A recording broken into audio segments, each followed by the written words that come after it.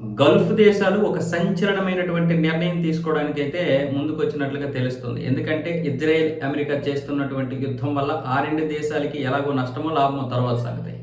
కానీ ఇప్పుడు Iran Gulf దేశాల మీద చేస్తున్నటువంటి దాడుల వల్ల తీవ్రంగా నష్టపోతున్నాయి ఆర్థికంగా. ఇప్పటికే ఇవి ఎన్నో విధాలుగా వాళ్ళ యొక్క దేశాలని అభివృద్ధి చెందిన దేశాలుగానో, లేకపోతే ప్రపంచంలోనే ప్రఖ్యాతి చెందినటువంటి దేశాలుగాను తీర్చిదిద్దడానికి గత 3 దశాబ్దాలుగా ఎన్నో ప్రయత్నాలు చేసి సక్సెస్ అయ్యాయి. ముఖ్యంగా దుబాయ్. ఇలాంటి పరిస్థితుల్లో ఇప్పుడేమొచ్చేసి ఎయిర్పోర్ట్లో ఒక్క విమానం కూడా ఎగరట్లేదు. పైగా అక్కడికి వచ్చినటువంటి 25,000 మంది పర్యాటకులు బిక్కుమంటుకుంటూ బ్రతుకుతున్నారు. సో ఈ యొక్క పరిస్థితిని చూసినటువంటి యుఏఈ, సౌదీ అరేబియా, ఖతారు, కువైట్ అన్నీ కూడా వాళ్ళ మధ్య ఉన్నటువంటి ఈగోలన్నీ పక్కన పడేసి ఈ ఫోర్స్ మెజూర్ నిబంధనల్ని అమలు చేయడానికి అయితే ముందుకు వచ్చాయి. గత సంవత్సరం ట్రంప్ ఏమొచ్చేసి ఈ గల్ఫ్ దేశాల మధ్య పర్యటించాడు. అప్పుడు గల్ఫ్ దేశాలన్నీ కూడా అమెరికాలో పెట్టుబడి పెట్టడానికి ముందుకు వచ్చాయి. కానీ ఇప్పుడు పరిస్థితి చూస్తున్నట్లయితే దారుణంగా ఉంది. ఇంకా చెప్పాలంటే గల్ఫ్ దేశాల్లో అమెరికాకి చెందినటువంటి స్థావరాలు కూడా ఉన్నాయి కదా.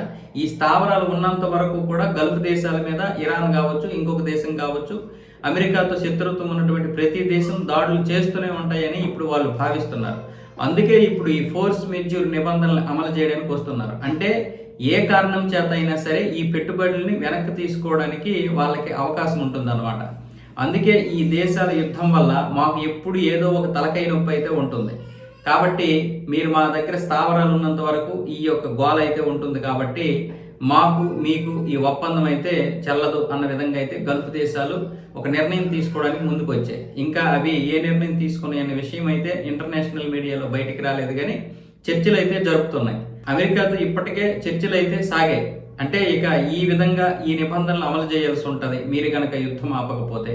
పైగా మాకు ఒక భరోసా ఇవ్వాల్సి ఉంటుంది. రేపు ఏ క్షణమైనా సరే, ఎలాంటి పరిస్థితుల్లోనైనా సరే, పశ్చిమాసియాలో ఉద్రిక్తత పరిస్థితులు వస్తే ఏ దేశం నుంచి మాకు ఎటువంటి ఒత్తిడి కానీ ప్రమాదం కానీ ఉండకుండా ఉండే విధంగా మీరు మాకు హామీ ఇవ్వాలి. అలాగైతేనే మేము పెట్టాలనుకుంటున్న పెట్టుబడులు కొనసాగిస్తాం, లేదంటే మాత్రం మా పెట్టుబడుల్ని వెనక్కి తీసుకుంటాం అన్న విధంగా ఇప్పుడు గల్ఫ్ దేశాలన్నీ కూడా ట్రంప్కి ఒక హెచ్చరిక జారీ చేశాయి. ఒకవేళ ఇదే కనుక అమలైందంటే, అంటే ఇప్పుడు ఈ ఫోర్స్ మెజూర్ నిబంధనలు కనుక అమలయ్యాయంటే అమెరికాకి చాలా పెద్ద దెబ్బ. ఎందుకంటే పెట్టుబడులు వెనక్కి వచ్చేయడమని కాదు, ఇంకా మరికొన్ని దేశాలు వెనక్కి వచ్చే అవకాశాలు ఉంటాయి. అయితే ఇప్పటికే గల్ఫ్ దేశాలు తీవ్రంగా నష్టపోతున్నాయి. ఇది కనుక మరొక 2 నెలలు 3 నెలలు కనుక కొనసాగితే పర్యాటకులు ఎలాగో రారు, పక్కన పెట్టండి. కావాలంటే మళ్ళీ తర్వాత సమస్యలు పోతే మళ్ళీ పర్యాటకులు వస్తారు. కానీ ఇప్పుడు దుబాయ్ సమస్య అది కాదు. దుబాయ్ మాత్రమే కాదు, యుఏఈలో ఉన్నటువంటి మిగతా 7 రాష్ట్రాలు కూడా పెద్ద ప్రమాదంలో పడేటటువంటి ప్రమాదం ఏంటంటే ఇప్పుడు అక్కడ ఉన్నటువంటి జనాభా అందరూ కూడా బయటికి వెళ్ళిపోవాలని చూస్తున్నారు. అక్కడ స్థిర నివాసం ఏర్పాటు చేసుకున్నటువంటి వారు, అంటే వాళ్ళందరూ కూడా బిలీనీర్స్ చాలా మంది ఉన్నారు. బిలీనీర్స్లో కనుక భయం మొదలైతే ఇక వాళ్ళు అక్కడ ఉండలేరు.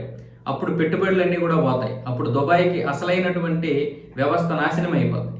అంటే ఏదైతే ఒక వ్యవస్థ ఉంటుందో, బలమైనటువంటి వ్యవస్థ, పన్నులు కట్టేటటువంటి పెద్ద వాళ్ళు ఉంటారో వాళ్ళకి ఎప్పుడూ కూడా భరోసా ఇవ్వగలగాలి. ఇప్పుడు ప్రపంచంలోనే అత్యంత దుర్భేద్యమైనటువంటి దేశం లేదా ఒక ప్రాంతం ఏదంటే దుబాయ్, అంటే యుఏఈ. కానీ ఈరోజు పరిస్థితి ఏంటి? అదే ఈరోజు చిక్కుల్లో పడింది. ఆ యొక్క దుర్భేద్యమైనటువంటి పేరు పోతుంది. అందుకే వీళ్ళందరూ కూడా బయటికి వెళ్ళిపోవడానికి చూస్తున్నారు.